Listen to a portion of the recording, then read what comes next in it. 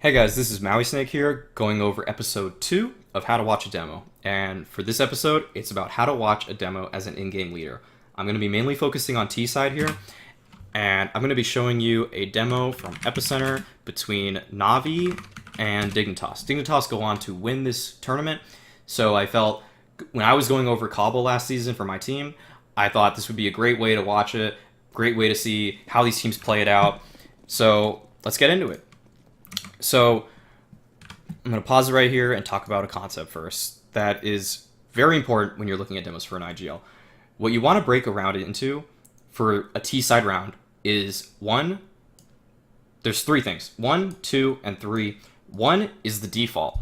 So basically, when you're looking at a team, they will usually set up in a somewhat passive, sometimes getting a little aggressive kind of manner where they're going to hold things. They're going to look for pushes. They're going to get into their positions to set up what is now number 2, the execute. I'm just going to write exec. And the execute is when the strat really starts taking form, where people are in position, and now you can do whatever split you're trying to do, whatever smoke execute you want to do.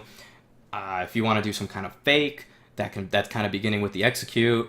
However you want your strat to be, a fake, a full-blown exec, some kind of rush even. All of that is basically what I would consider the exec of the round. And 3 is the post. This is probably the most advanced concept here, and it's kind of hard to get people to always follow your game plan for the post. The post is the post plan. Basically, after you plant the bomb, how are you playing the round out from there? Because obviously you want to close every round out, but people kind of sometimes get in different situations during the exec. Things can happen. You might not have the same amount of people you'd normally want, but you kind of want a general idea. If the round goes according to plan, how are we going to close this round out? Because if your default's really good, if your exec's really good, you don't want to have a crappy post plan and just for people to die in places they should not be dying, or to not have crossfires they should not be having, or for people to peek out at times they should not be peeking out.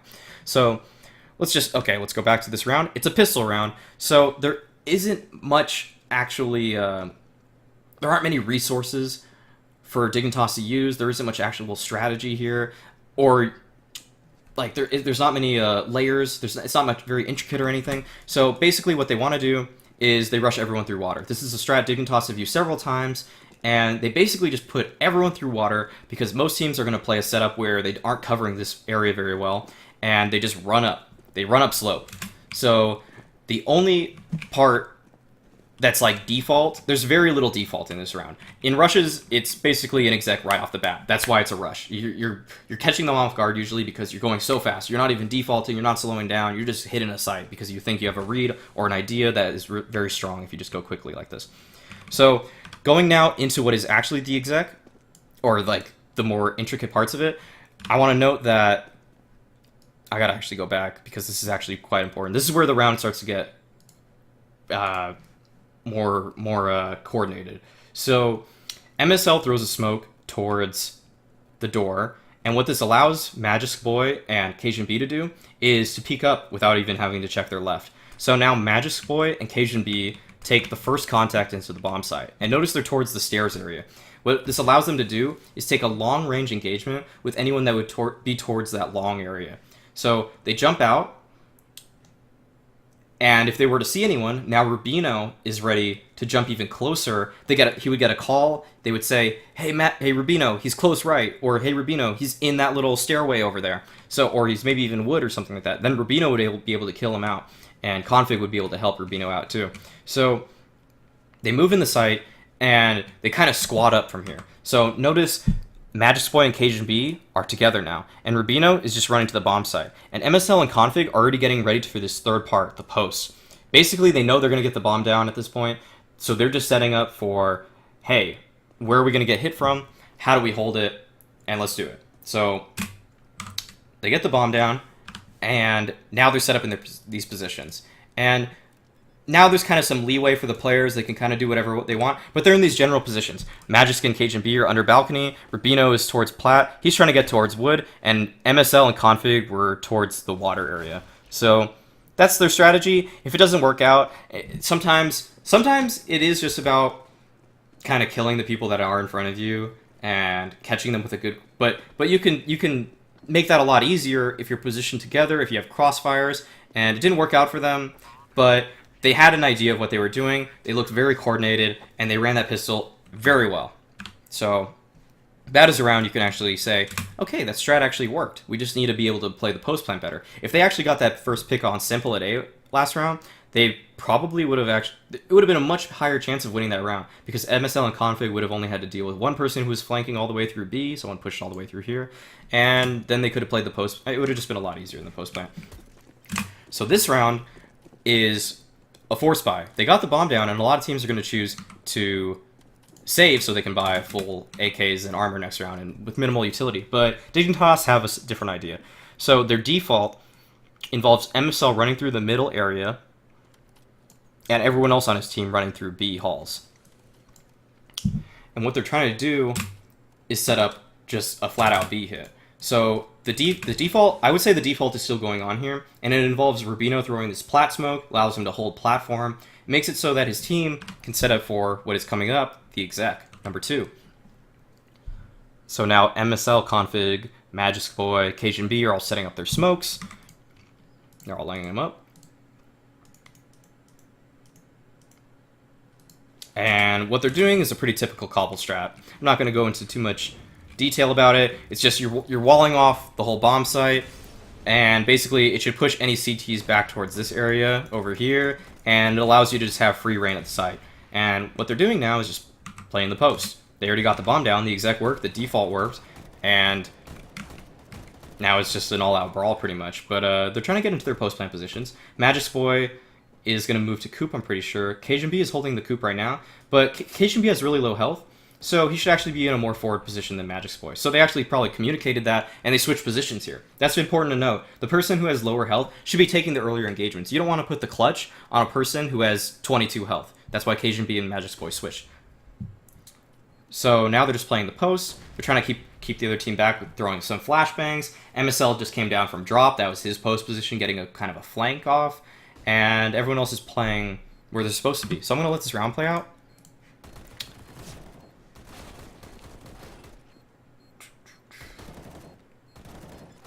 Cajun dies. Magisk Boy cleans up the bomb planner. And now it's up to Config in this one spot on the platform. And he's actually able to close it out. So their post plant was really strong that round. They really, the 1, 2, and 3, everything worked flawlessly that round. Even though they were outgunned, and some people, I mean, I don't know. I don't know if everyone would say this, but a lot of people think Na'Vi is incredibly skilled. I mean, they definitely are.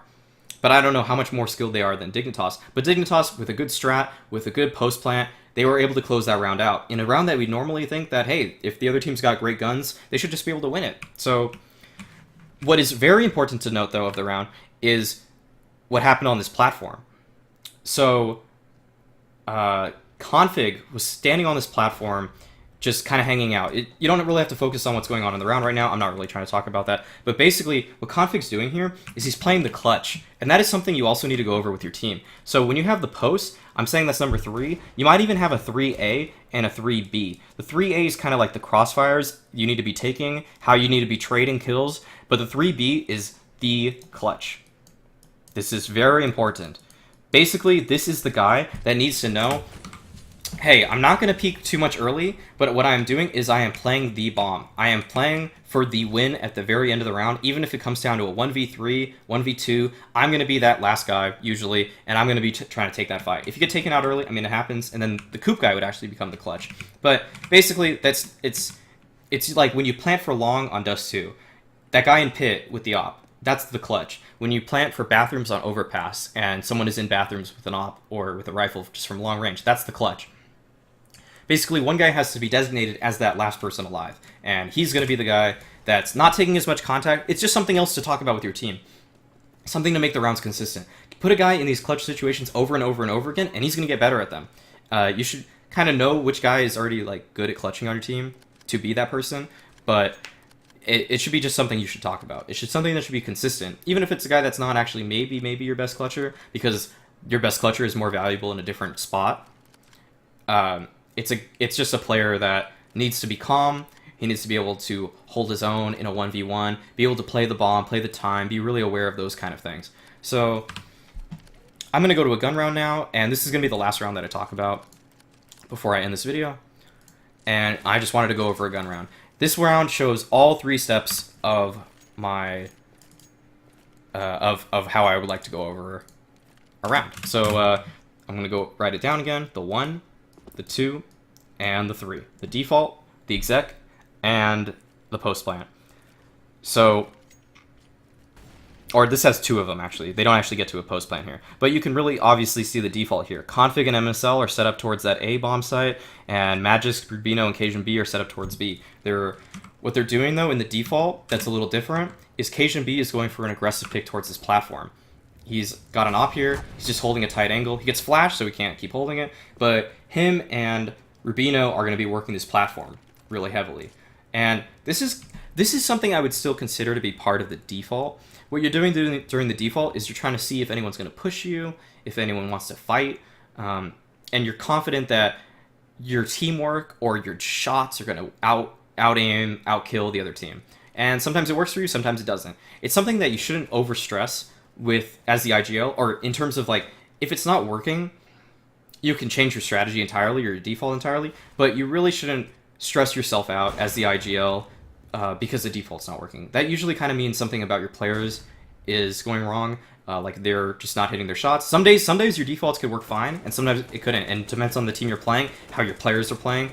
It's a lot on your players, so if you guys are just getting picked too much early, people need to relay that, they need to communicate about why that's happening, and the adjustments need to come from pretty much everyone there. That's where the teamwork comes in. It's not a one-man game. You can't come up, even though some people rely on you to come up with a lot of these ideas, sometimes you need your players to just step up. And right now, if Cajun B just stepped up, this would be a completely different round. And it's not MSL, who's the IGL of Dignitas, it's not his fault necessarily that didn't work out. Just something to be aware of. You don't put all the weight on your shoulders for every single death you see happen.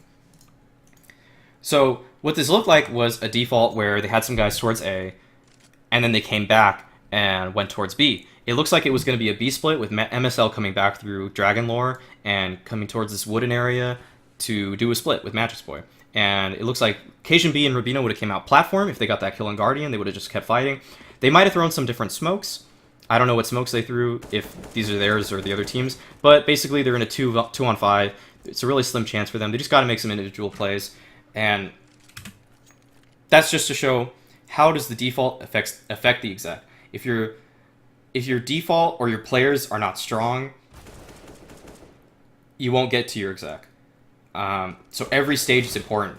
The most important stages are having a consistent and strong default, or a default that your players trust can work, and then having an exec that does what you need it to. You don't need to over exec. You don't need to waste all your nades. You shouldn't have too many execs that are just like crazy execute heavy. You need to have like a good balance of good defaults and good execs. It's really good to have both, but sometimes people will just focus. So I'll just draw these again. I'm done really analyzing the video. I'm just using this as a whiteboard now.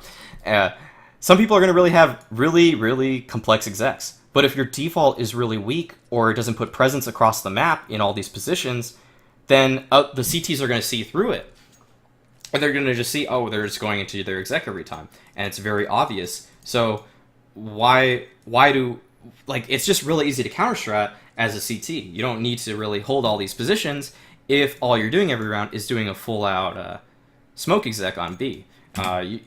It's just you need the 1, 2, and the 3. That's all I'm trying to say.